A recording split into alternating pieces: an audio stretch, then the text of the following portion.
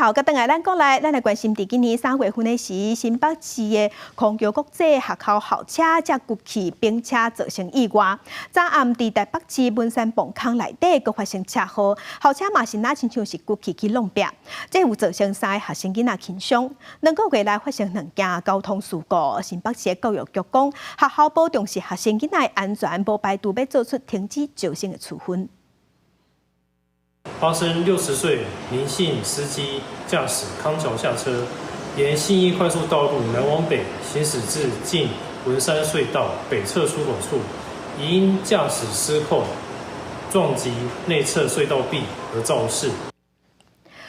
当时车顶有8个学生，其中有3个人着轻伤，2个人送上病院去治疗，好佳在拢无大碍。后续是接驳车来接。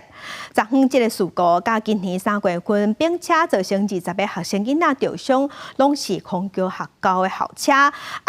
是无共款的游览车公司的驾驶嘛无共。当时校车驾驶到现场是无接受教育训练，已经互开罚2万块，嘛已经吊扣事故车辆的牌照1个月。咱2个月了后，空桥校车搁伫文山磅空发生骨气，并且去弄壁。